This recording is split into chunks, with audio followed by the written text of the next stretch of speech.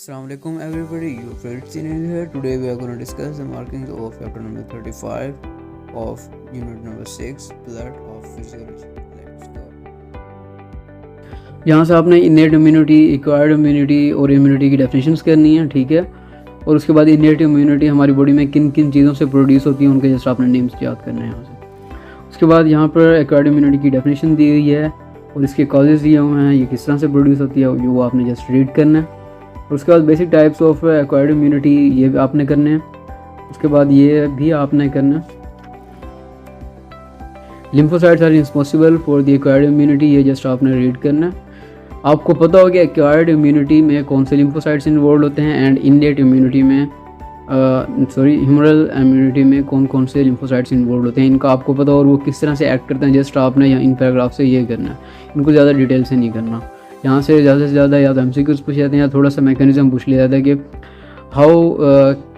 How and which lymphocytes are involve in the acquired immunity, ठीक है। और उसके बाद pre processing of the T cells and B lymphocytes आपने ये UQ है, ये अच्छे से करना है, ठीक है। ये सारा ही आपने करना है। और उसके बाद T lymphocytes and B lymphocytes antibodies react highly specifically against specific antigens, ये जस्ट आपने रीड करना है। ये भी आपने जस्ट रीड करना है for the MCQs point of view. और ये स्केच आपने अच्छे से करना है, ये काफ़ी इंपॉर्टेंट है, ठीक है। Origin of the many clones of the lymphocyte just आपने रीड करना है। Mechanism for activating a clone of the lymphocytes, ये आपने करना है, ठीक है। और role of macrophages in the activation of the process, ये आपने MCQs के लिए भी करना है और SEQs में भी ये पूछा जा सकता है।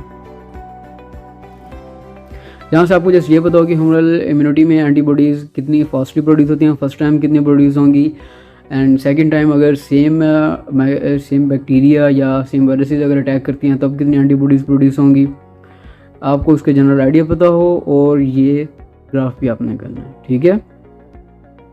और उसके बाद nature of the antibodies just आपने रीड करना है और एंटीबॉडीज़ के डिफरेंट पार्ट्स दिए हुए हैं, उनके नेम्स आपने याद करने हैं, वेरिएबल पार्ट, कांस्टेंट पार्ट। उसके बाद ये डायग्राम आपने अच्छे से करनी है एंटीबॉडीज़ की, ये काफ़ी मरतबा पूछी गई है। स्पेसिफिसिटी ऑफ द एंटीबॉडीज़ आपने जस्ट रीड करना है for the MCQs and classes of the antibodies काफ़ी इंपॉर्टेंट हैं, ये SEQs में भी पूछी जा सकती हैं और MCQs में भी, ठीक है। ये आपने अच्छे से करनी है।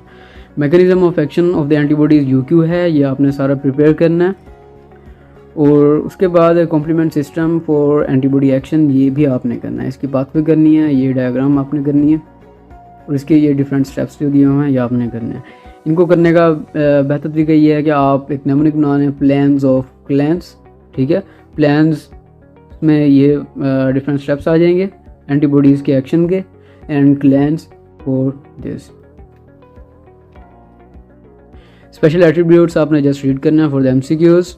एंटीजन प्रेजेंटिंग सेल्स, ये आपने अच्छे से करना है। MHC प्रोटीन्स के बारे में आपको पता हो, मैजिक रिकम्बरेटिव कॉम्प्लेक्स, और ये सारा करना है आपने। Several types of T cells and their different functions, T cells के टाइप्स और उनके फंक्शंस ये काफ़ी मतलब पूछे गए हैं, ये आपने करने हैं, ठीक है। ये थोड़ा थोड़ा आपने करना है, सारे पैराग्राफ्स नहीं करने, ब्रीफली इनका जस्ट आपको थोड़ा थोड़ा फंक्शन बताओ, सारा आपने नहीं लिखना। अगर SEQ भी पूछ लिया जाए तो आपने ब्रीफली इनको एक्सप्लेन करना है। And after that tolerance of the acquired immunity, tolerance की आपने डेफिनेशन करनी है और टॉलरेंस किस तरह से होती है उसको जस्ट आपने एक मिनट रीड करना है, ठीक है। उसके बाद failure of the tolerance mechanism causes autoimmune diseases, ये आपने MCQs के लिए रीड करना है। रूमेटिक फीवर में किस तरह से होता है, उसका मैकेनिज्म क्या होता है और डिफरेंट अदर डिजीज़ में, तो ये आपने जस्ट रीड करना है for the MCQs point of view. Immunisation by the injection, immunisation इसमें एक्टिव इम्यूनिटी और पैसिव इम्यूनिटी लिखा हुआ है बेसिकली, तो ये आपने इन दोनों में कंपैरिजन करना है, एक्टिव इम्यूनिटी कैसे डेवलप होती है हमारी बॉडी में और पैसिव इम्यूनिटी में, और इनकी डेफिनेशन आपने करनी है।